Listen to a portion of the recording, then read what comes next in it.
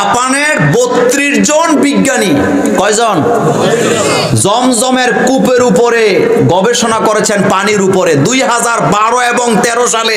এই গবেষণার পরে এই ৩২ জন বিজ্ঞানী একসাথে নিবন্ধন করে কালিমা পড়ে মুসলমান হয়েছে। এখন আর মুসলমান হয় না। একটা তথ্য দেই আপনাদেরকে, সৌদি গভর্নমেন্ট ডিসেম্বর মাসের শেষ সপ্তাহে একটা গেজেট প্রকাশ করেছেন। সেই গেজেটে তারা বলেছেন সৌদি আরবে অমুসলিমরা ঘুরতে গিয়া ২০২৩ সালের জানুয়ারির ১ তারিখ থেকে নিয়ে ২০২৩ সালের নভেম্বরের ৩০ তারিখ পর্যন্ত এই ৯ মাসে সৌদি আরবে মুশরিকরা, ইহুদিরা, এরপরে বিভিন্ন ধর্মের লোকেরা ঘুরতে যাইয়া ইসলামের সৌন্দর্য দেখে, মুসলিম নারীদের শালীন পোশাক দেখে, মুসলমানদের শালীনতা দেখে নিবন্ধিত কালিমা পড়ে মুসলমান হয়েছে ১১ মাসে ৫৬,৫৬১ জন।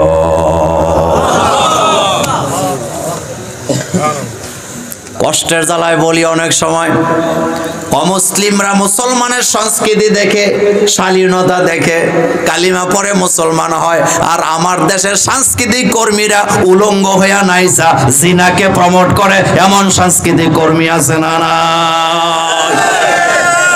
كما باركت على إبراهيم وعلى آل إبراهيم إنك حميد مجيد। সকল প্রশংসার মালিকানা কার? আপনারা কি আল্লাহর সাথে রাগ করছেন?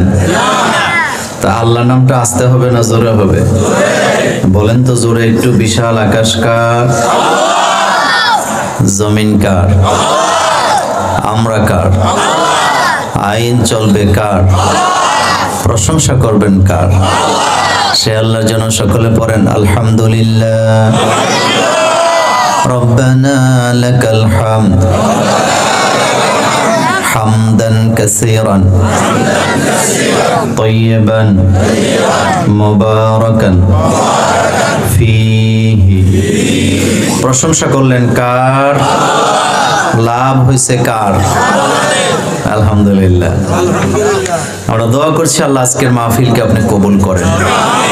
অত্র অঞ্চলে জানা অজানা, নতুন পুরাতন যত কবর আছে আল্লাহ সকল কবরে আযাব মাফ করে দেন।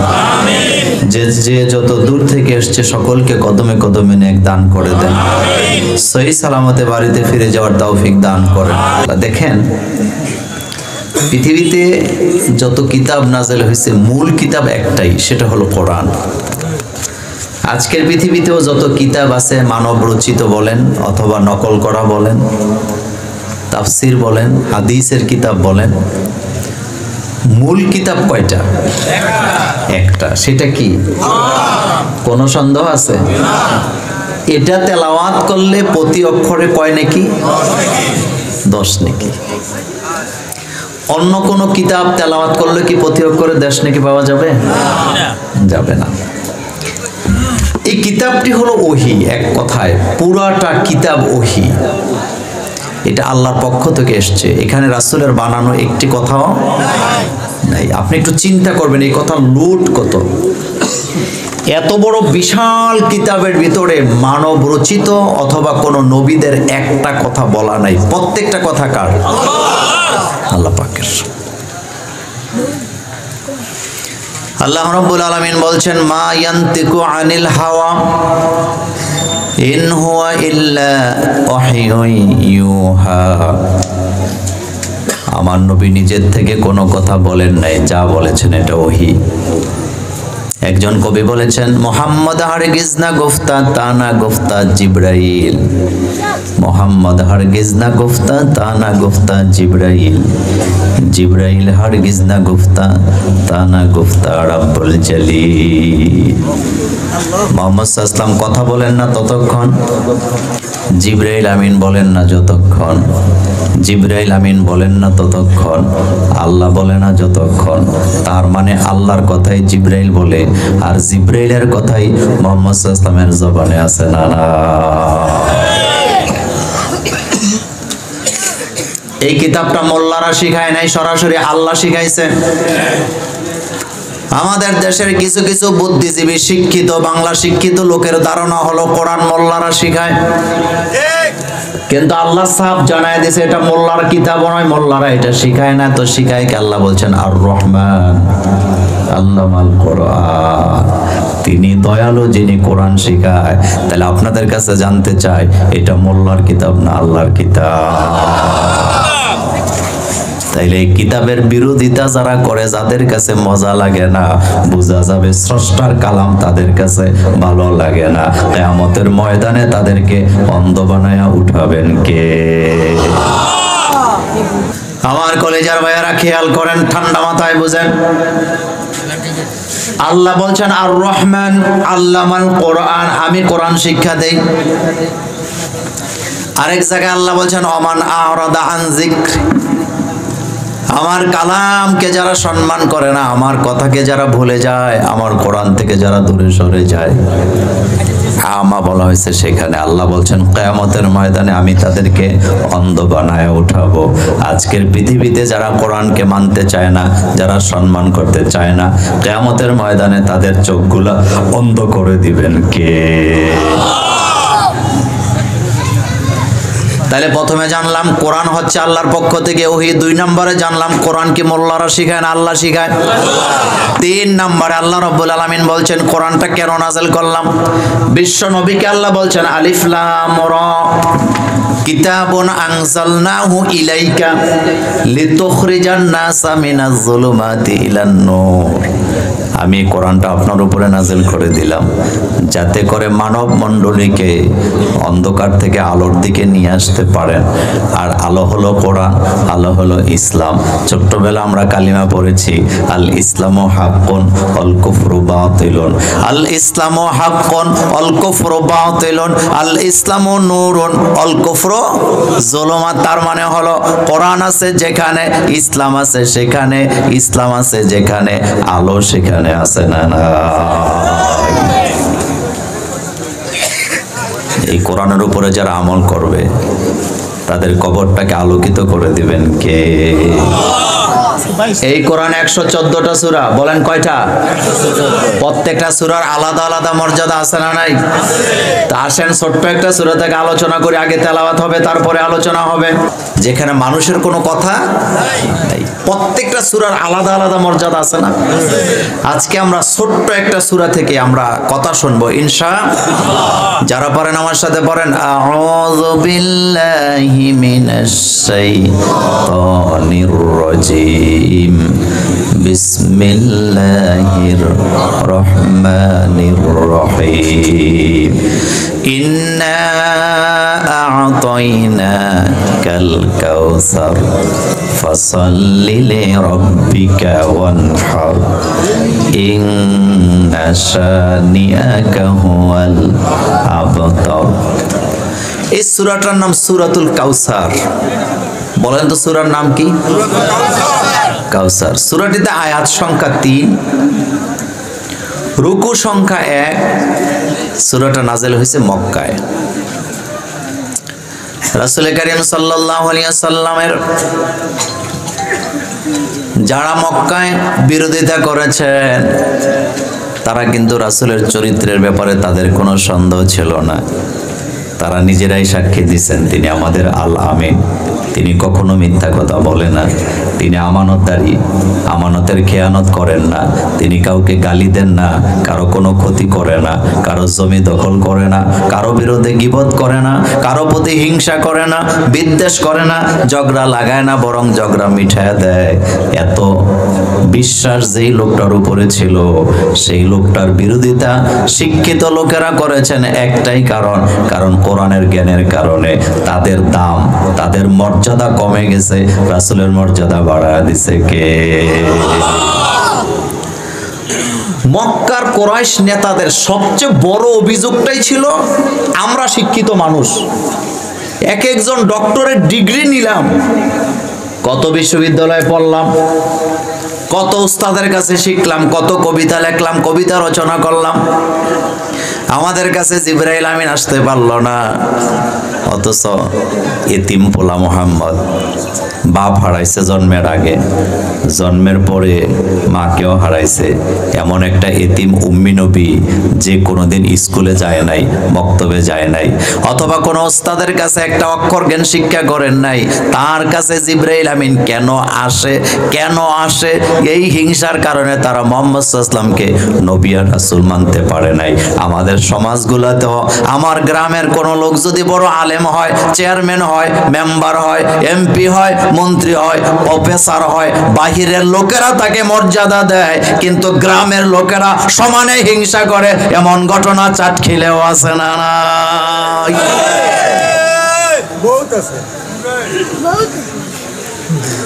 মক্কার কুরাইশদের অভিযোগ এটাই ছিল, আমাদের কাছে ওহী আসে না, তোমার কাছে কেন আসে? তুমি তো লেখাপড়া জানো না, আমাদেরকে কি জিবরাইল চোখে দেখলো না? এবার দেখেন তাদের হিংসাটা কোন পর্যায়ে গেছে। এক পর্যায়ে রাসূল করিম সাল্লাল্লাহু আলাইহি ওয়াসাল্লামের ছেলেগুলা মারা গেছে, আবুল কাসেম মারা গেছে, ইসমাইল মারা গেছে। এখন তারা বলা বলি শুরু করে দিছে। মক্কা তো কুসংস্কারের জায়গা, তখন তো কুসংস্কারে ভরা ছিল। মক্কার লোকেরা যাদের ছেলে থাকতো না তাদেরকে বলতো লেস কাটা, মানে বংশ তাদের নাই। আমাদের বাংলাদেশেও দেখবেন ছেলে না হইলে কয় তার বংশটা রক্ষা করবে কে, এমন কথা বলার মতো লোক আমাদের সমাজেও আছে না? খুব ঠান্ডা মাথায় বুঝেন, তারা বলতেছে মোহাম্মদ লেস কাটা, ছেলে নাই, বংশ রক্ষা করবে কে? আল্লাহ রাসূলের মন খারাপ। এবার আল্লাহ রাব্বুল আলামিন তার হাবিবকে সান্ত্বনা দেওয়ার জন্য লম্বা কোনো সূরা নাযিল করে নাই, বিশাল বড় কোনো সূরা নাযিল করেন নাই, ছোট্ট একটা সূরা নাযিল কইরা 3 নাম্বার আয়াতে যায় তার জবাব দিছে, ইন্না শানিআকা হুয়াল আবতার। হাবিব আপনাকে যারা লেস কাটা বলে তারাই লেস কাটা, বরং অরফা লাকা যিকরাক, আপনার জিকির প্রত্যেকটা ইঞ্চি মাটিতে পাওয়া যাবে, আপনার মর্যাদা আমি আল্লাহ বাড়ায়া দেব। যারা মুহাম্মদ সাল্লাল্লাহু আলাইহি ওয়াসাল্লামকে লেস কাটা বলছে তাদের নাম পৃথিবীতে এখন আর কেউ নেওয়ার মতো একজনও নাই। কিন্তু আপনাদের কাছে জানতে চাই, যাকে লেস কাটা বলা হয়েছে, মুহাম্মদ সাল্লাল্লাহু আলাইহি ওয়াসাল্লামকে লেস কাটা বলা হয়েছিল, আমার নবীর নাম সারা পৃথিবীর আনাচে কানাচে আছে না নাই? একটা কথা মনে রাখবেন, ইম্পর্টেন্ট কথা, দুর্বলেরাই একদিন সবল হয়, সবল কিন্তু দ্বিতীয়বার আর সবল হয় না। দুর্বলেরাই সবল হয়, দুর্বলেরাই সবল হয়, কিন্তু সবলেরাই দিনে দিনে নিশ্চিহ্ন হয়ে যায়। হাজার হাজার প্রমাণ আছে না নাই? আমরা বুয়া বাড়ির লোক, ঘর কিন্তু ভাঙ্গা পড়ে। আমরা বুয়া বাড়ি আম করে চিনি, এই পুরো এলাকাটা আমাদের ছিল, তো আগে ছিল জানি না লাভ কি, এখন তো কিছুই নাই। এমন বুয়া বাড়ি বাংলাদেশে না, পাওয়ার দেখায় লাভ নাই। কথাটা কেন বললাম, এই অহংকার আমাদের মধ্যে আছে না নাই? এবার একটা কবি কি সুন্দর করে বলেছেন, অর্থের বল, বাহুর বল, বংশেরই গৌরব, সবচেয়ে শ্রেষ্ঠ জানবা ধর্মীয় গৌরব, ধর্মশক্তি প্রভু ভক্তি হইবে যাহা, রাজধানী করেন আল্লাহ হৃদয়ে তাহা। কথা বুঝাইতে পারি না, আবার বলি, অর্থ বল, বাহুর বল, বংশেরই গৌরব, সবচেয়ে শ্রেষ্ঠ জানবা ধর্মীয় গৌরব, ধর্মশক্তি প্রভু ভক্তি থাকিবে যাহার, রাজধানী করেন আল্লাহ হৃদয়ে তাহার। এই কথার অর্থ হলো টাকার অহংকার দেখায় লাভ নাই, বংশের গৌরব দেখায় লাভ নাই, বেটা হইলে ধর্ম মাইনা দেখাও। কারণ ধর্মকে যারা প্রাধান্য দেয়, ইসলাম যারা মানে, তাদের পুরো কলিজার কলবের ভিতরে আল্লাহ আল্লাহ শব্দ আছে না? রাসূলকে তারা লেস কাটা বললেন। আল্লাহ কয়, হাবিব অরফানা লাকা যিকরাক, তাফসীর ইবনে কাসির পড়াতে আয়াতের তাফসীরে লেখছে অরফানা লাকা যিকরাকের মানে হলো দুনিয়াতে 1 ইঞ্চি মাটি থাকবে না যেখানে মুহাম্মদ সাল্লাল্লাহু আলাইহি ওয়াসাল্লামের নামের জিকির করা হবে না, আর আখিরাতে আমি আল্লাহ আপনাকে এত মর্যাদা দিব, এত মর্যাদা দিব, আপনার সুপারিশ আমি সবার আগে গ্রহণ করব। এখন আপনাদের কাছে একটা অঙ্ক করি, বাংলাদেশে মসজিদ আছে, জুমার মসজিদ আছে 5 লাখ। কি মসজিদ? পাঞ্জেখানা মসজিদ আছে 3 লাখ। পাঁচে দিনে কত হয়েছে? 8 লাখ মসজিদে আজান হয় কয়বার? এক একটাতে 5 বার, তো 5 8 40 লক্ষ বার। 8 লক্ষ মসজিদে 40 লক্ষ বার আজান হয়। এক একটা আজানের ভিতরে 2 বার করে আমার নবীর নাম নেওয়া হয়। তাহলে শুধু বাংলাদেশের কথা বললাম, ছোট্ট একটা বাংলাদেশের ভিতরে 40 লক্ষ মসজিদের ভিতরে প্রতিদিন 80 লক্ষ আমার নবীর নামের জিকির আছে না নাই? পৃথিবীর কোন নেতা, পৃথিবীর কোন দার্শনিকের নাম এতবার নেওয়া হয় আপনি বলতে পারেন? বলেন দেখি। এটা তো বাংলাদেশের কথা বললাম, বাংলাদেশটাই কি পৃথিবী? এই জন্য রাসূলকে আল্লাহ বলছে অরফানা লাকা, আমার কলেজার ভাইয়ার আবু জাহিল, আবু লাহাব, উতবা, সাইবা, মুগিরারা আমার নবীকে লেজ কাটা বলেছিলেন। আল্লাহ বলেছিলেন তারাই লেজ কাটা। আপনার বাস্তব প্রমাণ এখন দুনিয়াতে আছে না নাই? এখন তাকায় দেখেন, আল্লাহর নাম যেখানে, রাসূলের নামও পাওয়া যায় সেখানে। রাসূলের উম্মতেরা 5 ওয়াক্ত নামাজের প্রত্যেক শেষ বৈঠকে রাসূলের নামে দুরূদ আছে না নাই? কোন ব্যক্তির নামে তো নেওয়া হয়? এখন আসেন সেই রাসূলের ব্যাপারে আজকে আমরা কিছু কথা শুনবো। নিশ্চয়ই আমার আগের আলেমেরা অনেক ভালো ভালো আলোচনা করে গেছেন, যদি আমি শুনতে পারি না। এখন আসেন একটু সামনের দিকে যাই। সূরার নাম কি? কাউসার। একটা কিসের নাম বলতে পারবেন? কাউসার একটা কূপের নাম। কিসের নাম? রাসূল এটা দেখছে কোথায় যাইয়া? মেরাজে যাইয়া। তবে দুনিয়া তো মোমেনদের জন্য একটা কূপ আল্লাহ রাখছে, সেটার নাম জমজমের কূপ। জমজমের উপরে আমার একটা আলোচনা আছে দীর্ঘ 3 ঘন্টার, জুমার খুতবায় 3টা জুমাতে আমি আলোচনা করেছিলাম। এই পৃথিবীতে আপনার হৃদয়ে আল্লাহর ব্যাপারে ঈমানকে মজবুত করার জন্য জমজমের কূপটাই যথেষ্ট। সুবহানাল্লাহ। এই পৃথিবীতে জমজমের কূপের মতো আরেকটা কূপ কি আছে? হাজার হাজার লিটার পানি প্রতি সেকেন্ডে টেনে উঠানো হয়। 24 ঘন্টা পানি উঠাবার পরে মেশিন বন্ধ করে দেওয়া হয়। কয় ঘন্টা? 24 ঘন্টা পরে মেশিনটা বন্ধ করার 11 মিনিটের পরে কূপের পানি আবার লেভেলে চলে আসে। তার আশেপাশে কোনো নদী নাই, কাছাকাছি কোনো সাগর নাই। একটা পাহাড়ে গাড়া পাথরের ভিতরে এত বড় কূপ, এত বড় বিশাল পানির ঝর্ণা মুসলমানদের জন্য নাজিল করেছেন কে?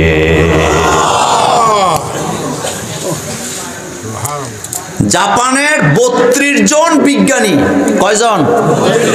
জমজমের কূপের উপরে গবেষণা করেছেন, পানির উপরে 2012 এবং 13 সালে। এই গবেষণার পরে এই 32 জন বিজ্ঞানী একসাথে নিবন্ধন করে কালিমা পড়ে মুসলমান হয়েছে। এখন আর মুসলমান হয় না। একটা তথ্য দেই আপনাদেরকে। সৌদি গভর্নমেন্ট ডিসেম্বর মাসের শেষ সপ্তাহে একটা গেজেট প্রকাশ করেছেন।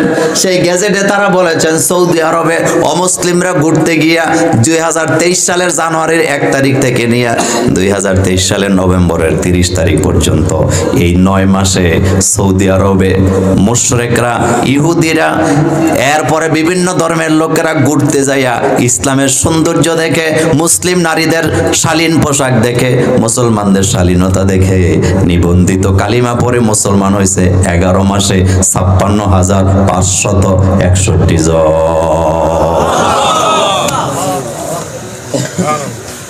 কষ্টের জ্বালায় বলি অনেক সময় অমুসলিমরা মুসলমানের সংস্কৃতি দেখে, শালীনতা দেখে কালিমা পড়ে মুসলমান হয়, আর আমার দেশের সাংস্কৃতিক কর্মীরা উলঙ্গ হইয়া নাইসা জিনাকে প্রমোট করে। এমন সাংস্কৃতিক কর্মী আছে না? না, আমাদের দেশে সাংস্কৃতিক কর্মী বলা হয় যারা হাফ প্যান্ট পরে সিনেমা করে, যারা নাচে, যারা গায়, তাদেরকে সাংস্কৃতিক কর্মী বলা হয়। অথচ সাংস্কৃতিক শব্দের অর্থ হলো শিক্ষা, শালীনতা, ভদ্রতা। কথা বুঝাইতে পারি নাই?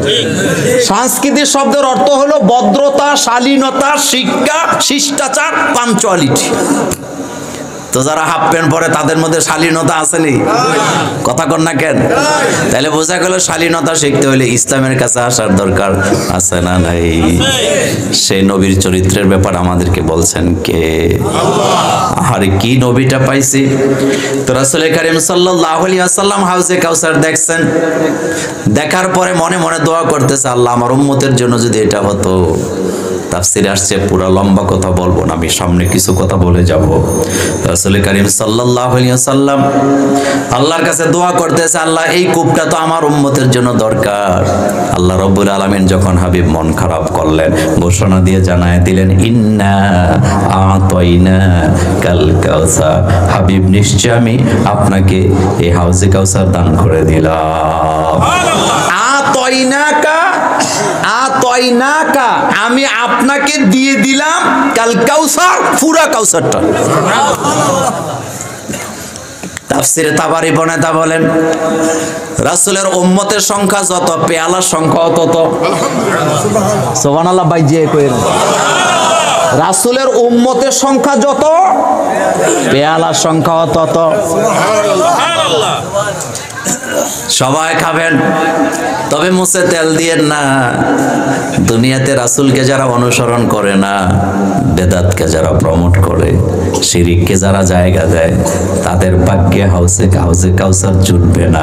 রাসূল আকাশের দিকে তাকায় বলেছেন, আকাশের তারকার সংখ্যা যেমন অগণিত, ওই কাউসারের পেয়ালার সংখ্যাও তেমন অগণিত। আমার উম্মতেরা সেখান থেকে পানি পান করবে। একবার যারা এক পেয়ালা, গ্লাস কইছে না পেয়ালা কইছে? এখানে একটা শিক্ষা মজার কথা বলি। আচ্ছা, আপনাদের কাছে জানতে চাই, পানি পান করার জন্য গ্লাসটা রাজকীয় না পেয়ালাটা রাজকীয়? এ তো বুঝছেন আপনারা। আগের দিনের বাদশারা কিন্তু গ্লাস দিয়া পানি খায় নাই, খাইতো পেয়ালা দিয়া। এজন্য পেয়ালার কথাই বলা হয়েছে। সাজানো সাজানো পেয়ালা থাকবে, কিন্তু যারা বেদাত করে, যারা শিরিক করে, যারা রাসূলের সুন্নতকে অবহেলা করে, যারা রাসূলের সুন্নতকে অ্যাভয়েড করে, অন্য কারো কালচার নিজেদের উপরে লাগায়া দেয়, তাদের ভাগ্যে হাউজে কাউসার জুটবে না। সেজন্য আমাদেরকে আসল সুন্নতি হওয়া দরকার আছে না নাই? জুমার দিনে যদি বলা হয় বাকি নামাজের পরে জিলাপির ব্যবস্থা আছে, আজকে মুসল্লিরা সুন্নত ঠিক মতো পড়তে পারে না, কেউ যায় না, গন্ডগোলের জ্বালায় সুন্নত পড়া যায় না। কিন্তু যেদিন জিলাপির ঘোষণা নাই, সুন্নত পড়ে না, জুতাগুলা হাতে নিয়ে বাইকা যায়, এমন মুসলমান আমাদের সাথ খেলে না।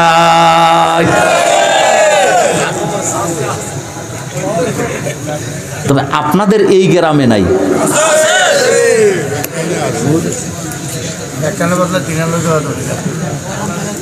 আমার হাতে যদি কোনো ক্ষমতা থাকতো, বাংলাদেশের প্রত্যেকটা মসজিদের জিলাপি আমি বন্ধ করে দিতাম।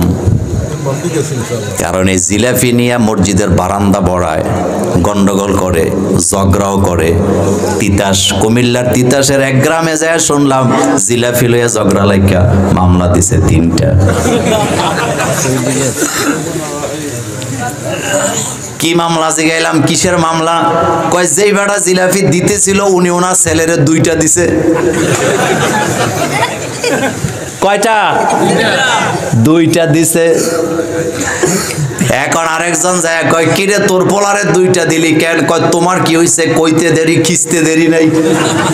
খিচা বুঝেন তো? আপনি আমার কথায় কষ্ট পাইয়েন না।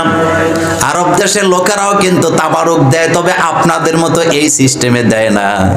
আপনি যান, মসজিদে নববী তো আছে, তারা খেজুর দেয়, রেখে দেয়, সামনে বাটি আছে, আপনার মন চাইলে আপনি নিয়ে খায়া চলে যাবেন, না চাইলে না নেবেন। আর আমার দেশে বাটি যদি বারান্দায় রাখা হয়, একজনে লইয়া দৌড় দিবে। কথা ঠিক বলি নাই? তা আগে তো নিজের চরিত্র ঠিক করবেন মিয়া। জিলাপি খাবেন, আপনি জিলাপির জন্য মসজিদে আসছেন? আমি জীবনের প্রথম হজ করেছি 2005 সালে, তখন আমি আরো লান্ডুরা বুড়া টুরা ছিলাম।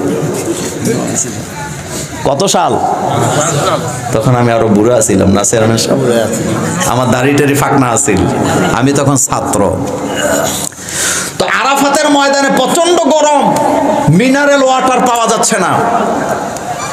আমরা যাদের সাথে ছিলাম, আমি যেহেতু বয়সে ছোট, সব কাম কাজ আমার মাথা।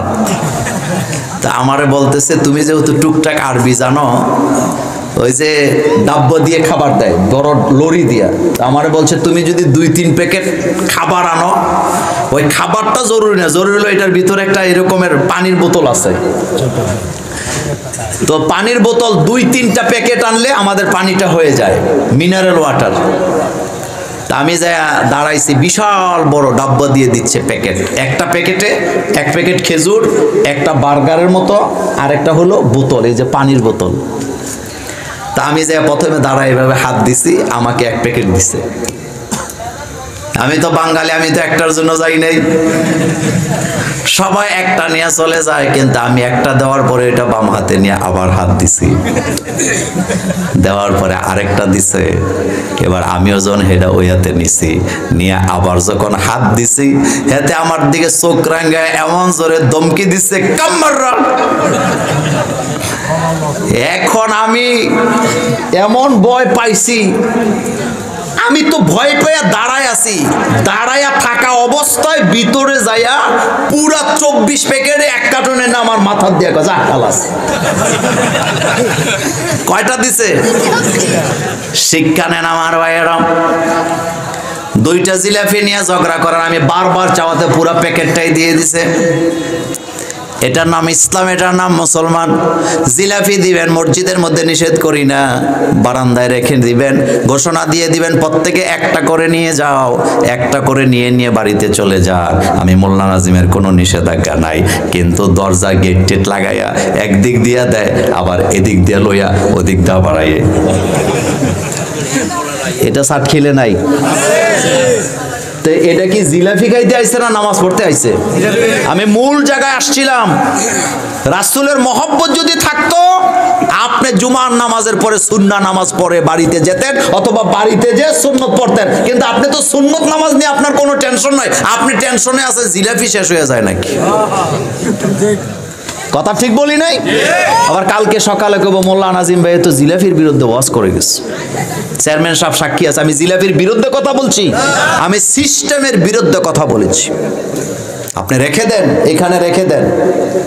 আর দোয়া হুজুরে দিয়ে 4-5 বার করায়, 4-5 বার দোয়া করায়, এরকম আছে না? জুমার নামাজের সবচেয়ে বড় দোয়া কবুলের জায়গা হলো জুমার খুতবার সময়। আপনি আরব দেশে যারা ছিলেন, জুমার নামাজের খুতবার ভিতরেই পুরা জাতির জন্য, ব্যক্তির জন্য, এলাকার জন্য দোয়া হয়ে যায়। যাই হোক, আমার কলেজের ভাইয়েরা, বলতেছিলাম আল্লাহ বলতেছেন, হাবিব আপনাকে আমি কাউসার দিলাম। তাহলে বোঝা গেল রাসূলকে মর্যাদা দিলেন কে? 2 নম্বর আয়াতে আল্লাহ পাক বলছেন, ফাসাল্লি লি রাব্বিকা ওয়ানহার। হাবিব আপনি কাজ করবেন 2টা, একটা হলো নামাজ কায়েম করবেন, আর একটা হলো আল্লাহর নামে কুরবানি করবেন। শর্ত কয়টা? 1 নম্বর আস্তে কয়, আরো জোরে, আরো জোরে। এখানেই তো গন্ডগোল। আমার কলেজের ভাইয়েরা, সমাজে নামাজ কায়েম হবে না যতক্ষণ খারাপ কাজ দূর করা যাবে না ততক্ষণ। আল্লাহ কোরআনে সূরাতুল হজে কর্মসূচি দিছে, আল্লাযীনা ইম্মাক্কান্নাহুম ফিল আরদ আকামুস সালাত। আল্লাহ কর্মসূচি দিছে, আমার মুমিনরা যখন ক্ষমতায় বসবে, প্রথম কাজ করবে তারা নামাজকে বাধ্যতামূলক করে দিবে। যেই করে নামাজ বাধ্যতামূলক আছে, সেই ঘরে বরকত আছে। যেই সমাজে নামাজ বাধ্যতামূলক আছে, সেই সমাজের জমিনেও বরকত আছে না নাই? আফগানিস্তান কোন দেশ? গরিব দেশ। আমেরিকা শাসন করছে 20 বছর, যুদ্ধ বিধ্বস্ত দেশ। মোল্লাদের হাতে ক্ষমতা দিয়ে আমেরিকা ভাগছে। সেই মোল্লারা ক্ষমতা নেওয়ার পরে নামাজ বাধ্যতামূলক করার কারণে আফগানিস্তান মাত্র 2 বছরে সারা পৃথিবীতে অর্থনীতির র্যাঙ্কিংয়ে, বর্তমানে পৃথিবীতে অর্থনীতির র্যাঙ্কিংয়ে আফগানিস্তান 3 নম্বর। খবর আছে না আপনারা? কয় নাম্বার? কয় নাম্বার? শুধু তাই নয়, তারা খাদ্যে স্বয়ংসম্পূর্ণ। আফগানিস্তানের যেই জমিন আগে আফিমের চাষ করত, সেই জমিনে এখন ডালিমের চাষ হয়, আনারের চাষ হয়, আপেলের চাষ হয়। আমেরিকার বিজ্ঞানীরা ঘোষণা দিয়েছেন, এই পৃথিবীতে যত দেশে ডালিমের চাষ হয়, আফগানিস্তানের জমিনের ডালিমের মতো এত রসালো ডালিম পৃথিবীর কোনো জমিনে হয় না। আপনি কবেন মোল্লা ভাই কেমনে কি আগে কোরআন থেকে জানেন? আল্লাহ কোরআনে বলছেন ওয়ালাউ আন্না আহলাল কুরা আমানু ওয়াত্তাকাউ লাফাতাহনা আলাইহিম বারাকাতিম মিনাস সামাই ওয়াল আরদ। মোল্লার কথা না, আল্লাহর কথা। আল্লাহ বলতেছেন দেশের জনগণ যদি আমার উপরে ঈমান আনো। কার উপরে ঈমান? কার উপরে ঈমান? আমার উপরে ঈমান আনো। ওয়াত্তাকাও, আমাকে ভয় করে যদি জীবন চালাও, লাফাতাহনা, তোমাদের জন্য উন্মুক্ত করে দেব বারাকা, বরকতের দরজা, জমিনের বরকত, আকাশের বরকত খুলে দিব। তাফসীরে আসছে এর মানে হলো তোমাদের জন্য জমিনকে উন্মুক্ত করে দেব, জমিনকে উর্বর বানায় দেব, সময় মতো আকাশ থেকে বৃষ্টি দিয়া তোমাদের দেশের অভাব আমি দূর করে দেব। সৌদি আরবে খাদ্যের কোনো অভাব আসেনি? রিপোর্ট লেখেন, আপনি নোট করেন আমি কি বলতেছি আপনাকে। সৌদি আরবের লোকেরা যেই পরিমাণ খাদ্য বছরে শুধু অপচয় করে, আমার দেশের লোকেরা 1.5 বছর খাইতে পারবে। কয় বছর? গত কিছুদিন আগে সৌদি আরব একটা আইন করছে, হোটেলে যায়া সৌদি আরবের কোন লোকেরা যখন খাবার অর্ডার দিবে ততটুকুন অর্ডার দিতে পারবে যদ্দূর খাইতে পারবে, যদি না খাইতে পারে এটার উপরে জরিমানা দেওয়া লাগবে। কেন লাগবে এটা শুনেন। সৌদি আরবে 2023 সালে সৌদি আরবের লোকেরা খাদ্য নষ্ট করছে 49 বিলিয়ন রিয়াল পরিমাণ। কথা বুঝাইতে পারি নাই? আমি কিন্তু মিলিয়ন বলি নাই, বিলিয়ন বলছি। 49 বিলিয়ন রিয়েল পরিমাণ খাদ্য তারা নষ্ট করছে, অর্ডার দিয়ে খায় নাই, রান্না করে খায় নাই, ফালায় দিছে। যারা অপচয় করে তারা কার ভাই? আমাদের দেশে অপচয় নাই। আমাদের বিয়ার অনুষ্ঠানগুলো আগে বাড়িতে হইতো, এখন কোথায় হয়? আরো জোরে বলেন। চেয়ারম্যানের সাথে আমি খাইতে বসছি, আরো বড় লোকেরা খাইতে বসে, প্লেট দিছে এখানে একটা, এখানে দেওয়ার পরে এত বড় বাটি দিয়ে গরুর গোস্ত দেয়, খাইতে পারে না 1 টুকরা, নেয় 5 টুকরা, নেওয়ার পরে একটা খাইয়া বাকিগুলা টেবিলের উপরে ফালায়া বড় লোকই দেখায়। এমন শয়তানের ভাই আমাদের সব জায়গায় আছে না? খুব মনোযোগ। আপনি খাবার তদ্দুরই নিবেন যদ্দূর আপনি খাইতে পারবেন, অতিরিক্ত নেওয়ার কোনো অধিকার আপনার। আপনারা নিশ্চিত দেখছেন এই যে খাবারের টেবিলগুলোতে গোস্তর স্তূপ দেয় না? খায় না, খাইতে পারে না। বাড়ির থেকে ওয়াক করে দিয়েছে এত গোস্ত খায় না, তোমার কিন্তু ডায়াবেটিস বাড়া। এরপরও যাইয়া লওয়ার পরে খায় না, 1টা 2টা খাইয়া বাকিগুলা ফালায়া দেয়। অথচ রাসূল সাল্লাল্লাহু আলাইহি ওয়াসাল্লাম বলেছেন মুমিনের খাবার কখনো জুটা হয় না, কারণ মুমিন কখনো নাপাক হয় না, মুমিনের খাবারও জুটা হয় না। মুমিনের খাবারের সর্বশেষ খাদ্যের ভিতরে বারাকা আছে না? রাসূল সাল্লাল্লাহু আলাইহি ওয়াসাল্লামের সুন্নাহ হলো খাবারের প্লেট মুছে খাওয়া। এটা মোল্লার কথা না আল্লাহর কথা? মুছে খাওয়া। আর আমার দেশের লোকেরা খায় তরকারি জোল টোল যা আছে সবগুলো রাইখা দিয়া হাতটা আরেক জায়গায় যায় দুইয়া ফালাই দিয়া চলে যায়, এমন লোক নেই। রাসূল বলছেন তুমি খাবারের প্লেটটাকে চেটে খাও, কারণ খাদ্যের প্লেটের কোন জায়গায় বরকত আছে আল্লাহ ছাড়া কেউ জানে না। তুমি যেটা ফেলে দিচ্ছ হতে পারে সেটাই বরকত। সেটা কি? আমি যে ওস্তাদের কাছে বাইজাবি পড়ছি, আমি যে ওস্তাদের কাছে তাফসিরে বাইজারি পড়েছিলাম, হুজুর মাঝে মধ্যে ক্লাসের মধ্যে চা খাইতো। আমার এখনো মনে জোরে বাসে, হুজুর চাটা খাইয়া চার এই যে প্লেট আছে আঙ্গুল দিয়ে চেটে খাইতো। আমরা দুষ্টামি করে বলতাম হুজুর চাও বুঝি চাইটা খাওয়া লাগে? হুজুর ধমকি দিয়ে বলতেন বুঝবা না, এই চাটা যে আমি খাইছি বাকি যেটা রয়ে গেছে হতে পারে এখানেই বরকত, সুতরাং আল্লাহর দেয়া বরকত আমি ফেলে দিতে পারি না। কথা কি বুঝতেছেন? আচ্ছা বলেন তো, খাবার যখন আমরা খাই পেটকে কয় ভাগ করে খাওয়ার কথা? আসতে কইছেন, খাননি। গত কয়েকদিন আগে কুমিল্লাতে ডাক্তারদের সাথে আমার একটা কনফারেন্স ছিল, আমি ছিলাম সেখানে প্রধান অতিথি। সেই কনফারেন্সের হেডলাইন ছিল স্বাস্থ্য সচেতনতায় ইসলামের ভূমিকা। চমৎকার একটা বিষয়। আমি সেখানে আল্লাহর নিয়ামত দেওয়া, এই শরীরের ভিতরে আল্লাহর যে নিয়ামত, খাদ্য তালিকা কিভাবে খেতে হবে, কিভাবে খাইলে কিডনি ঠিক থাকবে, লিভারটা ঠিক থাকবে, এটার উপরে আলোচনা করেছিলাম। একজন FCVS ডাক্তার বলেছিলেন, মোল্লা ভাই আপনি তো বললেন খাদ্য তালিকার কারণে লিভার নষ্ট হয়, লিভার নষ্ট হইলে জীবনে কোনো ডাক্তার দিতে পারে না। উনি হাসি দিয়া বলছে, আপনার কথার সাথে আমি আরেকটু যোগ করে দেই, আল্লাহ যে আমাদেরকে শরীরটা দিছে, বডিটা দিছে, এটা হলো অরিজিনাল পার্টস দিয়ে আল্লাহ বানায় দিছে। একটা যদি কোনোটা নষ্ট হয়ে যায় একবার, পৃথিবীর কোনো ডাক্তারের বাবার ক্ষমতা নাই ওইটা আসল জায়গায় নিতে পারে, কোনো না কোনো জায়গায় এফেক্ট থেকেই যায়। সুবহানাল্লাহ বড় মিয়া। এই যে পেটে আল্লাহ লিভারটা দিছে, এটা রাবারের মতো। কিসের মতো? এই জন্য আল্লাহর হাবিব বলেছেন, মোমেন খায় এক হাতে, কাফের খায় 7 হাতে। রাতের বেলা ইহুদি একটা আসছে, আসার পরে রাসূলের বাড়িতে মেহমান। আল্লাহ রাসূল বললেন, বুখারী মুসলিমের হাদিস, রাসূল বলেন 1 বকরির দুধ দোয়া তাকে খেতে দাও। সাহাবা বললেন, হুজুর আমরা 1 বকরির দুধ খাই 7 জনে, আর একজনকে দিব পুরা বকরি। রাসূল কয় দিয়ে দাও। দিয়ে দেওয়া হলো। এবার পুরা দুধটা সে টান মেরে খেয়ে ফেলছে। সকালবেলা সে কালিমা পড়ে মুসলমান হয়েছে। সকালের নাস্তার সময় আল্লাহ রাসূল বললেন তাকে 1 বাটি দাও। লোকটা বলতেছে, হুজুর রাতের বেলা তো পুরা 1 বকরির দুধ একা খাইছি। আল্লাহ রাসূল বললেন, মোমেন খায় 1 পেটে, কাফের খায় 7 পেটে, তুমি বিসমিল্লাহ বলে খেতে থাকো।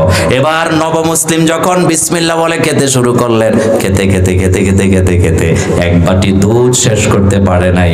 সে একটা হাসি দিয়া বলেন, আলহামদুলিল্লাহ, আর সামনে যাওয়ার সুযোগ না। আর খাইতে খাইতে খাইতে খাইতে ফ্যাট একটা চায়নার তরমুজের মতো বানায়। এরকম খাওয়াই না, আছে না? কোন নবী শিক্ষা এটা এত খাবার? আপনি বলেন তো, কোন নবী শিখাইছে আপনাকে এত খাবারের জন্য? খাইতে খাইতে খাইতে খাইতে ফ্যাট একটা তরমুজের মতো বানায়। কুমিল্লাতে একজন শিশু বিশেষজ্ঞ ডাক্তার আছেন, উনি সবচেয়ে ভালো ডাক্তার নাকি কুমিল্লার। ওনার চেম্বারে একদিন আমি আর আমার স্ত্রী বসা। একজন মহিলা তার বাচ্চা নিয়ে আইছে, বয়স হলো 4.5 বছর, ওজন হইল 47 কেজি। কয় কেজি? বয়স কত? তো ডাক্তার বলতেছে, বাচ্চার অসুখ কি? কয় ডাক্তার সাহেব বাচ্চাটা ভালো করে চেক করেন, কিচ্ছু খায় না।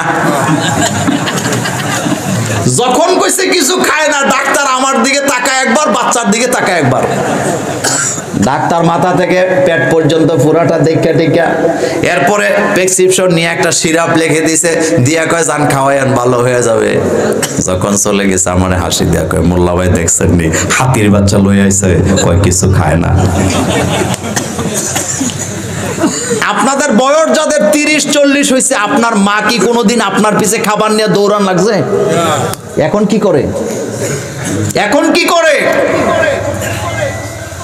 মা এত বড় প্লেটের মধ্যে মাংস নিয়ে, সবজি নিয়ে, গোশত নিয়ে, মোবাইল একটা হাতে নিয়ে বাচ্চার পিছে দৌড়তেছে। আর বাচ্চাটার হাতে মোবাইল দিয়া বাচ্চা কার্টুন দেখতেছে, শর্ট ভিডিও দেখতেছে, মা খালি ও ইঁদুরের গাথার মধ্যে ঢুকাইতেছে। এরকম খাদ্য অভ্যাস আছে না? আমি বলি নাই, চিকিৎসা বিজ্ঞানীরা বলেছেন যেই বাচ্চা মোবাইল দেখতে দেখতে খায়, এই বাচ্চা খাদ্য থেকে পুষ্টি পায় না, কারণ খাবারের দিকে তার মনোযোগ নাই, তার মনোযোগ হলো মোবাইলের দিকে। প্রত্যেকদিন বাসার মধ্যে যান, চিপস ছাড়া আপনি কিছু খাওয়ান না, অথচ প্রত্যেকটা চিপসের মধ্যে দূষিত লবণ। কি লবণ কয়টারে? না, টেস্টিসল। কে বলছে আপনাকে টেস্টিসল খাইতে? এই যে জিহ্বাটা আল্লাহ দিছে, জিহ্বা, একটা জিহ্বা দিয়া 4500 স্বাদ নেওয়ার ক্ষমতা একসাথে আল্লাহ আপনাকে দিছিলেন। আর আপনি বাচ্চারে টেস্টি লবণ খাওয়াইতে খাওয়াইতে খাওয়াইতে খাওয়াইতে বাচ্চার পুরা রুচিটাকে আপনি জনমের মতো শেষ করে দিয়েছেন। কথা কি ঠিক বললাম? খাদ্য কে দেয়? রিজিকের মালিকানা কার? যাই হোক, আমি বলতেছিলাম আমার কলেজার ভাইয়ারা, বিশ্ব নবীকে আল্লাহ বলছেন, হাবিব আপনাকে আমি কাউসার দিয়ে দিলাম, তবে শর্ত হলো 2টা। জোরে বলেন কয়টা? ফাসাল্লি লিরাব্বিকা ওয়ানহার, আপনি নামাজ কায়েম করবেন আর আল্লাহর নামে আপনি কুরবানি করবেন। তাহলে কাজ দিছে কয়টা? তবে এটা কিন্তু গরু কুরবানির কথা বলা হয় নাই। আমার দেশে কুরবানির কথা কইলেই গোস্তের কথা মনে হয়। অথচ সব কুরবানির মধ্যে গোশত আছে নাকি? জান, মাল, সময়, এটা বোধহয় কুরবানি করা লাগবে না। এখন আত্তাহিয়াতু পড়ার সময় বলতেছেন আত্তাহিয়াতু লিল্লাহি ওয়াসসালাওয়াতু ওয়াত-তাইয়্যিবাত। এখানে ইবাদত হলো তিনটা, জোরে বলেন কয়টা? ইবাদতে কাউলি, ইবাদতে ফেলি, ইবাদতে মালি। ইবাদতে কাউল হলো জবান দিয়া যেটা তাসবিহ পড়ি, সূরা পড়ি, কেরাত পড়ি। ইবাদতে ফেলি হলো রুকু করি, সিজদা করি, হেঁটে হেঁটে মসজিদে যাই।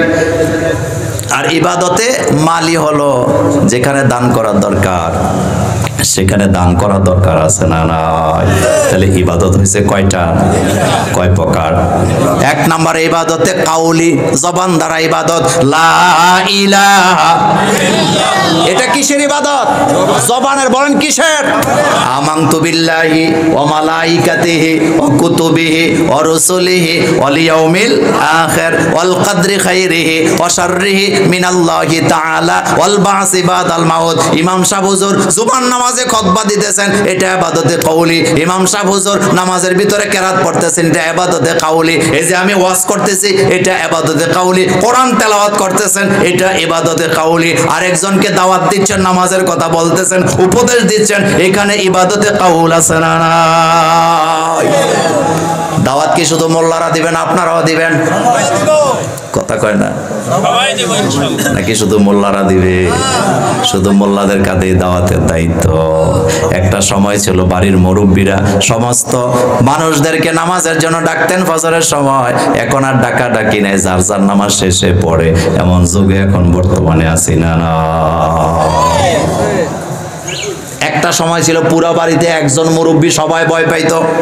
ফজরের আজান দিলে হাতে লাঠি দিয়ে প্রত্যেকটা ঘরে ঘরে কাছারি করে দরজা যাইয়া ধাক্কা দিত, উঠায় দিত, ওঠ নামাজের সময় হয়েছে, 10 মিনিট জামাতের বাকি আছে। কিন্তু এখন আর এই আমল খুঁজে পাওয়া যায় না। এই অবস্থানে আমরা আছি না না?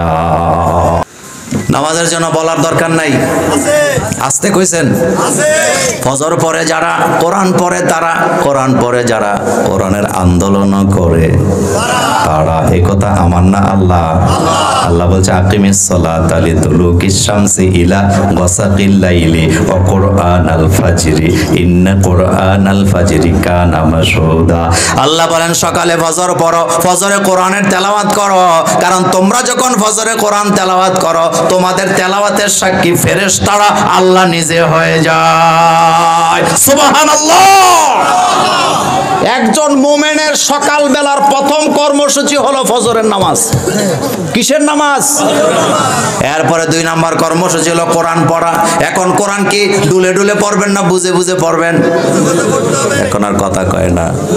কোরআন কি সহজ না কঠিন? আল্লাহ বলতেছে সহজ। ওয়ালাকাদ ইয়াসসারনাল কোরআনা লিযিকরি। এখানে জিকির মানে হালকা জিকির নয়, এখানে জিকির মানে কোরআন। জিকিরের অর্থ কোরআন, কোরআনের অর্থই জিকির, জিকির অর্থ কোরআন। এই কথা বারবার বলার পরেও জিকির বললেই হালকা জিকির মনে করে অসংখ্য মুমিন আছে না নাই? আমার দেশের মানুষের কি যে হইছে, কোরআন মানে জিকির, জিকির মানে কোরআন, এটা বুঝতে রাজি না। জিকিরের কথা কইলেই মনে করে হালকা জিকির। কথা ঠিক বলি নাই? অথচ আল্লাহ বলছে ইন্নামাল মুমিনুনা আল্লাযীনা ইযা যুকিরাল্লাহু ওয়াজিলাত কুলুবুহুম। ইন্নামাল মুমিনুনা আল্লাযীনা ইযা যুকিরাল্লাহু ওয়াজিলাত কুলুবুহুম। আল্লাহ বলছেন আমার মুমিনরা যখন আমার জিকির করে, তার মানে কোরআন তেলাওয়াত করে, তাদের কলিজাগুলি আমার ভয়েতে কম্পমান হয়ে যায়। আর তাদের কানে যখন কোরআনের আয়াত তেলাওয়াত করে শোনানো হয়, হৃদয়ের ঈমান আরো বেড়ে যায়। এজন্য কোরআনের আয়াত শুনলে হৃদয়ের ঈমান বাড়ে না কমে। কাবার ইমামরা যখন তেলাওয়াত করে মজা কম লাগে না বেশি লাগে? তবে আফসোস করার কোনো কারণ নাই। আপনাদের এই মসজিদের ইমাম সাহেব ফজরের নামাজে তেলাওয়াত করলে যত সওয়াব পাবে, কাবার ইমাম পড়লেও তাই পাবে, কোনো পার্থক্য নাই। আছে? আপনাদের এই গ্রামের নাম কি? এই মসজিদ পরানপুর। খেয়াল করেন, ফজরের নামাজে ইমাম সাহেব দাঁড়াইছে নামাজের ইমামতি করার জন্য, সূরাতুন নাবা তেলাওয়াত করতেছেন, আম্মা ইয়াতাসাআলুন পড়তেছেন তিনি। কাবা শরীফের ইমাম সাহেব সূরা নাবা পড়তেছে। আপনাদের কাছে ফতোয়া জানতে চাই, কাবার ইমাম যে তেলাওয়াত করে উনি বোধহয় এক অক্ষরে 20 নেকি, আর আপনারা যেহেতু বাংলাদেশের পরানপুরে আছেন আপনাদের সওয়াব বোধহয় এক অক্ষরে 5 নেকি। সওয়াব কদ্দুর? সওয়াব কদ্দুর? সুবহানাল্লাহ বলবেন না? সেম সওয়াব, সেম। অথচ কোরআনের তালিম বাদ দিয়া, কোরআনের জিকির বাদ দিয়া উল্টা পাল্টা জিকিরের তালিম দেওয়া হচ্ছে আমার দেশে। আফসোস আপনার জন্য, আফসোস। এই পৃথিবীতে কোরআনের চেয়ে শ্রেষ্ঠ জিকির আর কিচ্ছু নেই। এ কথা আমার না, আল্লাহর। রাসূল করিম সাল্লাল্লাহু আলাইহি ওয়াসাল্লামকে আল্লাহ পাক বলছেন, হাবিব আপনি কোরআন তেলাওয়াত করেন, কোরআন মুখস্থ করেন। রাসূল সাল্লাল্লাহু আলাইহি ওয়াসাল্লাম কোরআন মুখস্থ করতে যায় জিহ্বাটাকে খুব নাড়াচ্ছেন উড়াচ্ছেন, আল্লাহ জানায় দিয়েছেন লা তুহাররিক বিহি লিসানাকা লিতাআজালা বি। হাবিব কোরআন মুখস্থ করার জন্য জিহ্বাটা এত বেশি নাড়াচাড়া করার কোনো দরকার নাই। আমার জিবরাইল আপনাকে একবার তেলাওয়াত করে শোনায় দিবে, আপনি আমার জিবরাইলের সাথে একবারই তেলাওয়াত করবেন, আপনার কলিজার ভিতরে গোটা কোরআন আমি জমা দেব। এটা হলো কাগজের লেখা কোরআন, আর মুহাম্মদ সাল্লাল্লাহু আলাইহি ওয়াসাল্লাম হচ্ছেন জীবিত কোরআন। সুবহানাল্লাহর আস্তে কোন। আমার দেশে অনেক ব্যক্তিদেরকে জিন্দা কোরআন বলা হয় না, জীবিত কোরআন ছিলেন একজন, তিনি হচ্ছেন মুহাম্মদুর রাসূলুল্লাহ সাল্লাল্লাহু আলাইহি ওয়াসাল্লাম। তিনি জীবিত কোরআন, তিনি জীবিত কোরআন। আম্মা জান আয়েশা সিদ্দিকা রাদিয়াল্লাহু তাআলা আনহাকে প্রশ্ন করা হলো রাসূল সাল্লাল্লাহু আলাইহি ওয়াসাল্লাম কেমন ছিলেন, তার চরিত্র কেমন ছিল? মা আয়েশা বলেন, আতাকরাউল কোরআন, তোমরা কি কোরআন পড়ো নাই? বলেন, হ্যাঁ আমরা তো কোরআন পড়েছি। মা আয়েশা বললেন, এটা হলো কাগজের কোরআন, মুহাম্মদ সাল্লাল্লাহু আলাইহি ওয়াসাল্লাম হচ্ছেন জিন্দা কোরআন। কোরআনে যা আছে রাসূল প্র্যাকটিক্যালি তা করে গেছে। এখানে অনেক বড় বড় আলেমরা বসে আছেন। রাসূল করিম সাল্লাল্লাহু আলাইহি ওয়াসাল্লামের সাথে কুরাইশদের বড় নেতা আবু লাহাবের সাথে দ্বন্দ্ব। কার সাথে? একটু জোরে বলেন, কার সাথে? আবু লাহাবের ক্ষমতা ছিল 4টা। জোরে বলেন, কয়টা? 1 নম্বরে প্রশাসনিক দায়িত্ব ছিল আবু লাহাবের কাঁধে। 2 নম্বর অর্থের কোনো সম্পদের কোনো কমতি ছিল না। আর 3 নম্বর মিডিয়া ছিল তার হাতে, প্রচার মাধ্যম। 4 নম্বর তার ছিল বিশাল লাঠিয়াল বাহিনী। তাহলে ক্ষমতা তার কয়টা? 1 নম্বর প্রশাসনিক ক্ষমতা, 2 নম্বরে অর্থের ক্ষমতা, 3 নম্বরে মিডিয়া, 4 নম্বর লাঠিয়াল বাহিনী। 4টা ক্ষমতাধর ব্যক্তি, তার বিরুদ্ধে রাসূল সাল্লাল্লাহু আলাইহি ওয়াসাল্লামের টক্কর লাগছে কাকে নিয়ে? এখন আবু লাহাব চায় মুহাম্মদ সাল্লাল্লাহু আলাইহি ওয়াসাল্লামকে হত্যা করে দিবে। এমন পর্যায়ে গেছে পরিবেশ গোলাটে, যে কোনো সময় রাসূল সাল্লাল্লাহু আলাইহি ওয়াসাল্লামের উপরে হামলা হবে। এত কঠিন সময় আল্লাহ রাব্বুল আলামিন নাম ধরে বড় নেতার নামে সূরা নাযিল করছে, তাব্বাত ইয়াদা আবি লাহাবিন ওয়া তাব্বা। খেয়াল করেন, নাম আছে না নাই? বড় নেতার নাম আছে না নাই? মসজিদের সভাপতি সুদের ব্যবসা করে, ইমাম সাহেব যদি নাম ধরে বলে আসরের আগে চাকরি আছে না গেছে? ঠান্ডা মাথায় বুঝেন। মাহফিলে যায় অনেক জায়গায়, কানে কানে বলে দে মোল্লা ভাই পরিবেশ ভালো না, এখন বললে লাভ কি? গোজে মেলে কিছু বললে চলে যান। আমি বলি, ভাই রে, রাসূল যদি শরীয়ত লুকাইতো আমরাও লুকাইতাম। রাসূল যেহেতু লুকায় নাই, আমাদেরও লুকাবার চান্স নাই। সবচেয়ে বড় নেতার বিরুদ্ধে সূরা নাযিল হয়েছে নাম ধইরা। রাসূল 1 সেকেন্ড দেরি করে না। রাসূল তো বলতে পারতো এখন গন্ডগোল চলতেছে, পরিবেশটা বেশি একটা ভালো না, যে কোনো সময় আমার উপরে হামলা হবে, যদি এই সূরা আমি তেলাওয়াত করি আবার নাম ধরে, তাহলে আমার তো বিপদ আসবে। এই চিন্তা করে রাসূল কোরআনকে একদিনও লুকায় রাখে নাই। যখনই নাযিল হয়েছে তখনই তেলাওয়াত আছে না নাই? সুবহানাল্লাহ পড়ো মিয়া। আর তুমি মুছে তেল দাও, তোমার চাকরি ঠিকানে লেগে তুমি হক কথা বলতে তোমার ভয় লাগে, তোমার কাঁপে। তুমি হক কথা বলে একটা মসজিদের মিম্বর ছেড়ে দেখো, 1000টা মিম্বর তোমার জন্য উন্মুক্ত হয়ে যাবে। এ ওয়াদা কার? এ ওয়াদা কার? বিশ্ব বিখ্যাত উলামাদের একটা কাউল, মান সাকাতা আনিল হক ফাহুয়া শায়তানু আখরাস। এটা হাদিস নয়, এটা হলো আলেম ওলামাদের একটা কাউল। তারা বলেছেন এই পৃথিবীতে যারা হক কথা বলে না, অন্যায় দেখার পরে যারা চুপ থাকে, তারা বোবা শয়তান, তারা বোবা শয়তান, তারা বোবা শয়তান। আপনি যখন মিম্বরে দাঁড়াবেন, আপনি প্রতিনিধিত্ব করছেন কার? আল্লাহ।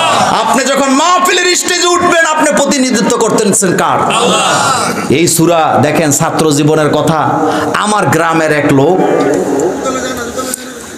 গ্রামের এক লোক তিনি আমাকে বলতেছে, তাব্বাত ইয়াদা সূরা দিয়া নামাজ পড়লে নামাজ হবে না। তখন আমি ছাত্র মানুষ, এত কিছু তো বুঝি না, তাফসিরও পড়ি নাই, তখনও তরজমাতুল কোরআন পড়ছি মাত্র। আমি বললাম, এটা কি কোন? কয় হ্যাঁ, তাব্বাত ইয়াদা সূরা দিয়া নামাজ পড়লে নামাজ হবে না। আমি বললাম কেন হবে না? কয় তুমি দাঁড়াইছো নামাজ পড়তে, আরেকজনের বিরুদ্ধে তুমি বদদোয়া করো কেন?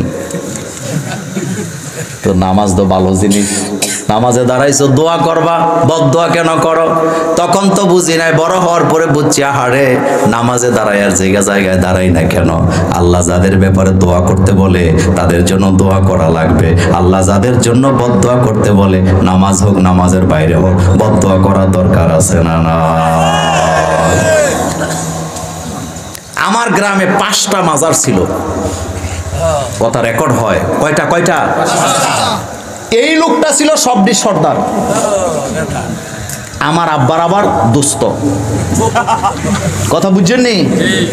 আমি ওই ঘটনা আপনাকে বলতেছি না,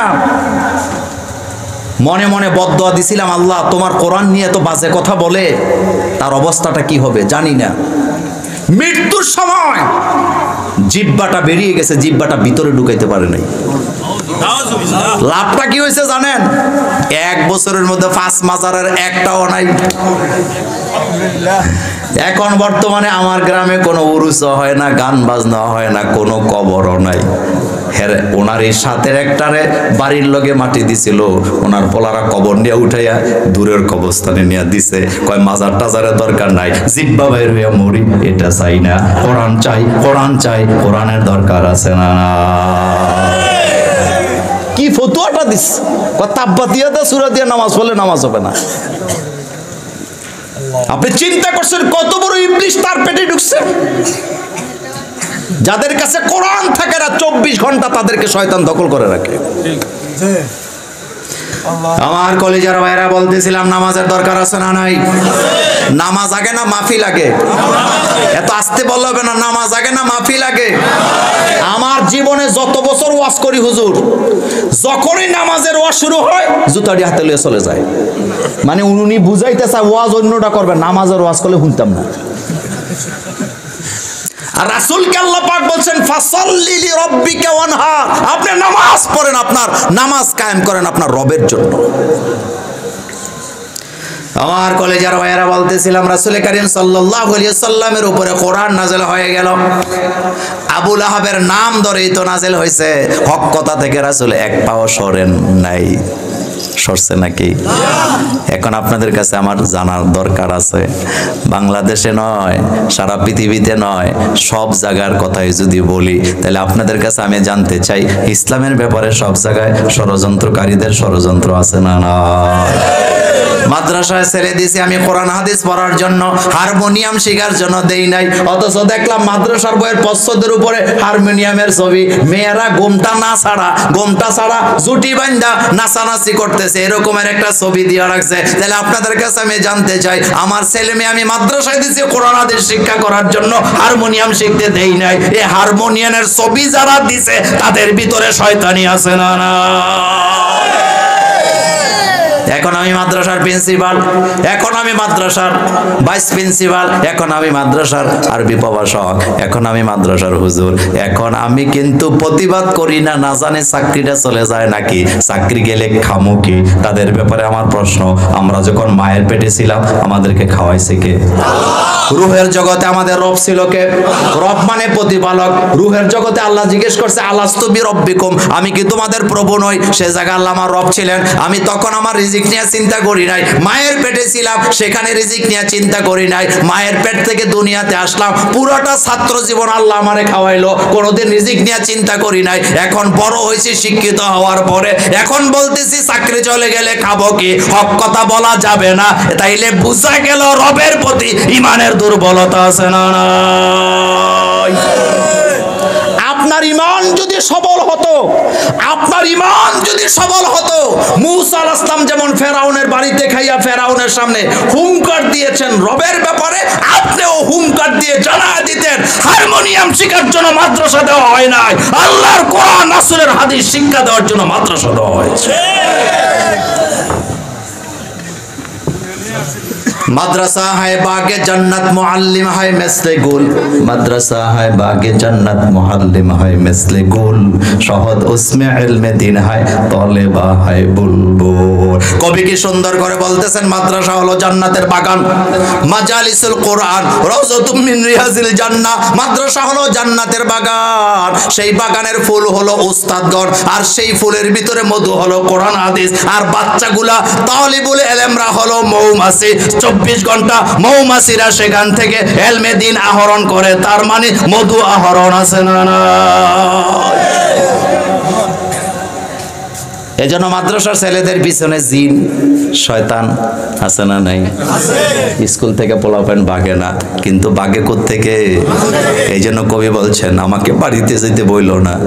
অতন সে হাম কিয়া করুঙ্গি মাদ্রাসা হায় অতন আপনা, অতন সে হাম কিয়া করুঙ্গি মাদ্রাসা হায় অতন আপনা, মরঙ্গি হাম কিতাবো পর অরখ হোগা কাফন আপনা।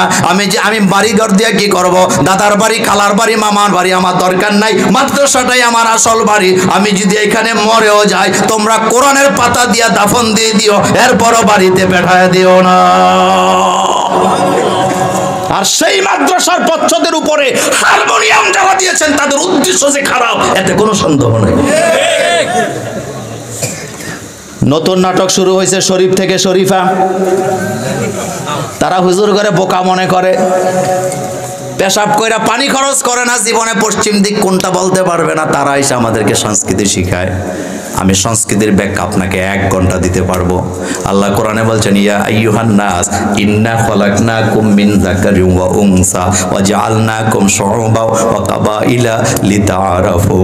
আল্লাহ বলেন আমি নারী পুরুষ আলাদা আলাদা তৈরি করেছি, এরপরে জাতিতে জাতিতে ভাগ করে দিছি। কাউকে লম্বা বানাইছি, কোন জাতিকে খাটো বানাইছি, কোন জাতিকে সাদা বানাইছি, কোন জাতিকে ধলা বানাইছি, লিতাআরাফু, যাতে তোমরা এক জাতি আর এক জাতিকে চিনতে পারো।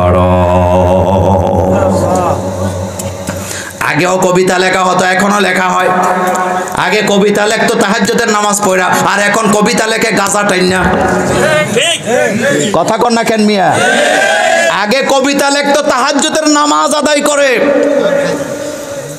কবি কি সুন্দর কথা বলতেছেন, আমি হব সকাল বেলার পাখি, সবার আগে কুসুম বাকে উঠবো আমি। এখানে ফজরের আহ্বান আছে না না? জাগতে হবে তখন, ফজর হবে যখন। আর এখনকার কবিতা কি? আগডুম বাগডুম, গোরাকে ডিম পাড়ে। আরেক কবিতা লেখছে দেখেন, হাট্টিমা টিম টিম টিম, তারা মাঠে পারে ডিম, তাদের দুটি খাড়া শিং। তা আপনাদের কাছে আমার প্রশ্ন, চাটখিলের ভাইয়ারা, যেই জিনিসের শিং আছে এই জিনিস কি ডিম পারে না বাচ্চা দেয়? কথা কন না কেন? তো যেই কবি বলতেছে যেই জিনিসের শিং আছে তারা ডিম পারে, এই কবি যেই কবিতাটা লেখার আগে মেয়াদ উত্তীর্ণ গাছা টানছে, আপনাদের সন্দেহ থাকতে পারে, আমি মোল্লা নাজিমের সন্দেহ না। আগেও গল্প পড়ছি, এখনো পড়ি, পার্থক্য আছে না? আগের গল্পের মধ্যে শিক্ষা ছিল, আর এখনকার গল্পের মধ্যে গাঁজাখড়ি কথা আছে না? না, কি কথা? শরীফ থেকে শরীফা চিন্তা করলেই নাকি হওয়া যায়। ছোটবেলা আমরা একটা কবিতা পড়ছিলাম, খাঁচার সিংহ, সিংহ বন্দী। প্রতীক যাচ্ছে সামনে দিয়া, সিংহ আকুতি মিনতি করে বলতেছে ভাই বড্ড উপাসে আছি, বিপদে আছি, খাঁচাটা একটু খুইলা দাও। আপনাদের কষ্ট হইতেছে? আর কয়েক মিনিট চলুক। সিংহ বলতেছে ভাই খাঁচাটা একটু খুইলা দে। প্রতীক খাঁচাটা খুলে দিছে, সহজ সরল মানুষ। খাঁচা খোলার পরে সিংহ খাঁচার থেকে বাইরে হইয়া ধন্যবাদ দিছে না হালুম দিছে? কি কয়? কি দিছে? হালুম। মানে কি? প্রতীক কয় একটা কথা হইল না, উপকারের অপকার কয় এটাই চলে। আমাদের বাংলাদেশেও দেখবেন যার উপকার আপনি করবেন আর বড় জোর কিচ্ছু না দেখ আইকে হলে একটা বাস হইলেও দিব। বিশ্বাস না হইলে টাকা হাওলাত দিয়া দেখে কয় জোড়া জুতা কয় যায়। হাদিসে রাসূল বলতেছেন টাকা যারা দাঁড় দেয় তারা 8 গুণ সওয়াব পাবে। ছাত্র জীবনে হাদিসটা আমি বুঝি নেই। 8 গুণ সওয়াব পাবে কেন? নিজে টাকা হাওলাত দিয়ে হাদিস বুঝছি। 6 জোড়া 7 জোড়া স্যান্ডেল ক্ষয়ে গেছে। আমার আল্লাহ তো সব আগেই জানেন। এখন আমার আল্লাহ বান্দাকে ঠকায় না। আল্লাহ বলতেছে বান্দা দান করলে একবারে দিয়ে দিবি, নিয়ে চলে যাব, কিন্তু তুই যে হাওলাত দেওয়ার পরে আরো 7 জোড়া স্যান্ডেল ক্ষয় করবি, ওইটার সওয়াবও দিয়ে দিলাম। আল্লাহ কি বান্দারে ঠকায়? আল্লাহ কি বান্দারে ঠকায়? কোন হাদিসের ব্যাখ্যা আসছে আপনি যদি কাউকে টাকা ধার দেন, হাওলাত দেন, 18 গুণ পর্যন্ত সওয়াব পাবেন। কয় গুণ? আবার এই অসৈন্য কালকে সমানে ধার দিয়ে আমারে গালাগালি করেন না যে হুজুরে কখনে দিছিলাম। এখানে আমার কোনো দোষ আছে? কিন্তু আল্লাহ আপনার আগেই পোষায় রাখছে যে বান্দা আমি জানি তুই কষ্ট পাবি। এখন দেখেন গল্পের কি নমুনা খায়ালাম। 2 জন প্রতীক আর সিংহ কথা বলতেছে, এমন সময় হাজির হয়েছে শিয়াল মামা। কে? শিয়াল মামা। শিয়াল কে মামা হয়? শিয়াল যদি মামা হয় তাহলে আপনার নানার নাম কি? এবার শিয়াল বলতেছে ঘটনা কি, কিসের ঝগড়া চলতেছে? এবার প্রতীক আমি উপকার করে বিপদে পড়ছি। সিংহ কাছার ভিতরে বন্দি ছিল, আমি বাইরে দিয়ে যাচ্ছিলাম, আমার কাছে উপকার চাইছে, আমি দরজা খুলছি, এখন আমারে কয় খায়া ফেলবে, এই জন্য বিপদে পড়ছি। এবার শিয়াল হাসি দিয়া কয় বুঝতে পারছি প্রতীক তুমি ছিলা খাঁচার ভিতরে, সিংহ ছিল বাইরে। বলতে দেরি সিংহ কয় গাদা কোথাকার, বুঝোস না কথা, আমি আসছিলাম ভিতরে, ও ছিল বাইরে। ও বুঝছে ও ছিল ভিতরে, আপনি ছিলেন গেটে। এখন সিংহ কি বলতেছে? চলবে না আমার সাথে, তোরে প্র্যাকটিক্যালি বুঝাই। জায়গা মতো নিয়ে গেছে, যাওয়ার পর দেখাইতেছে এই যে খাঁচা দেখছো, আমি আসছিলাম ভিতরে, প্রতীক ছিল বাইরে। ও মহারাজ বুঝে ফেলছি, আপনি ছিলেন ভিতরে, ও আসছিল বাইরে। বলতে দেরি সিংহ কয় গাদার ঘরে গাদা কোথাকার, এটা বুঝোস না? আচ্ছা ঠিক মতো বুঝাই। এবার লাফ মাইরা খাঁচার ভিতরে ঢুকছে। কোথায় ঢুকছে? কোথায় ঢুকছে?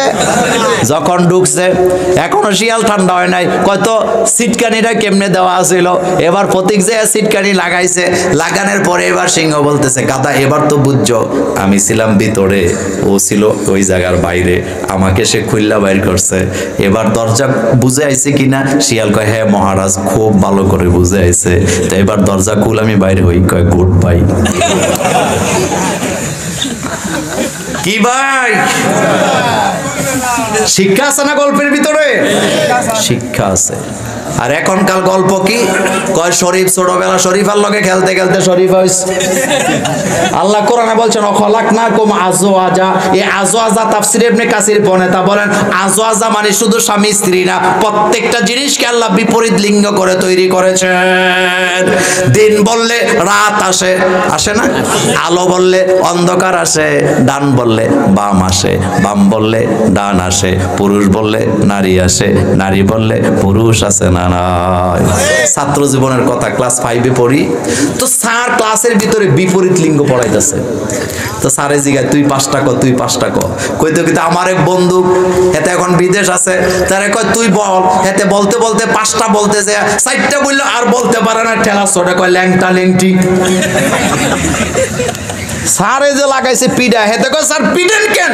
আমার দোষ কি? ল্যাংটা তাই যে আনে, ল্যাংটি তাই সেখানে। জোড়ায় জোড়ায় তৈরি করেছেন কে?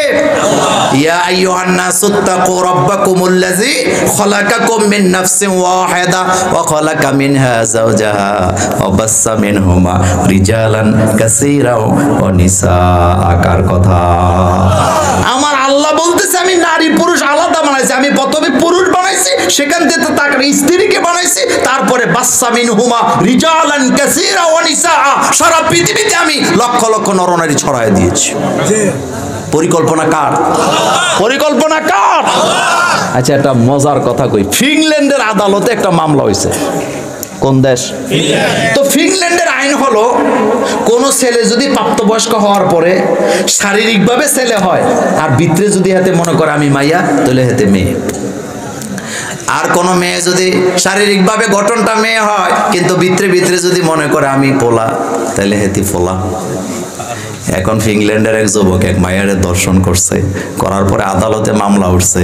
তো ফিনল্যান্ডের আইন হলো, কোনো পুরুষ কোনো মেয়ের দর্শন করতে পারবে না, করলে তার বিরাট শাস্তি হবে। এখন ছেলে বলতেছে, স্যার আমার কথা আছে। কয় কি কথা? কয় স্যার আপনি দেখতেছেন আমি পোলা, কিন্তু আসলে আমি মাইয়া। বিচারপতি কয় মানে কি? কয় স্যার আমি ভিতরে পুরাটা মাইয়া। তো ভিতর কি দেখা যায়? কথা কয় না। ভিতর দেখে একমাত্র কে? আলিমুস সুদূর বলা হয়েছে। এই জায়গার খবর কার কাছে? এখন হাতে কয় আমি মাইয়া। আদালতে আইন খুইলা দেখাই দিছে, হাতের অ্যাডভোকেট কয় স্যার আইনে আছে, কেউ যদি নিজের মাইয়া মনে করে এতে মাইয়া। এখন শরীফারে এমন কাম করছে, এখন শরীফ কয় আমিও শরীফা, শরীফাও শরীফা। এখন বেকসুর খালাস। কয়দিন আগে জাহাঙ্গীরনগর বিশ্ববিদ্যালয়ের গেটে মাইয়ারা বলতেছে, এটা একটা কথা হইলো নাকি, শরীফ যদি শরীফা হয় তাহলে আমাদের বাথরুম গুলা শরীফরা দখল করব। আমি হাসি দিয়া কইছি, বোন রে শুধু বাথরুম দখল করবে না, আরো যে কত জায়গা দখল করে আল্লাহ ছাড়া কেউ জানে না। তবে শরীফ থেকে শরীফা গল্পটা যে লেখছে, আপনারা যাই বলেন, সে যে নেশা করে লেখছে আমার কোনো সন্দেহ না। কথা বলতেছি কার? কথা বলতেছি কার? আল্লাহ বলতেছে আমি নারী পুরুষ আলাদা বানাইছি। হযরত আলী রাদিয়াল্লাহু তাআলা আনহুকে প্রশ্ন করা হয়েছে হিজরাদের ব্যাপারে আপনার মতামত কি?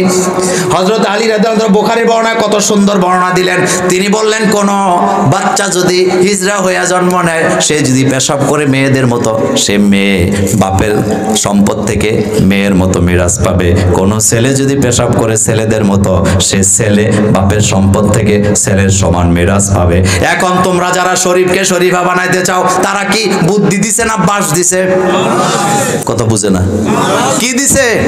কারণ শরীফ থাকলে পাইতো বাপের 10 টাকা থেকে 10 টাকা, যদি শরীফ শরীফা হয় তাইলে পাবে 5 টাকা। কথা ঠিক বলি নাই? তাহলে বুদ্ধি দিছে না কি দিছে? বুঝা লইয়েন। বাকি কথা অন্য কোনো দিন অন্য কোনো জায়গায় বলবো, শেষ করে দিচ্ছি। তাহলে কর্মসূচি দিছে আল্লাহ কয়টা? 1 নম্বরে নামাজ, আর একটা হলো কুরবানি। কুরবানি কি গরু কুরবানি না সময়? জান মাল, জোরে বলতে হবে, জান মাল সময়। ইসলামের পথে দিতে রাজি আছি না নাই? 2 হাত উঁচু করে আমার আল্লাহকে দেখায়া দেন। আল্লাহ পাক আমাদেরকে কবুল করেন, আমরা বলি আমিন। আমার কলিজার ভাইয়েরা, এখন মোনাজাত হবে। আপনি কিছু বলবেন? কোনো কথা আছে? আল্লাহুম্মা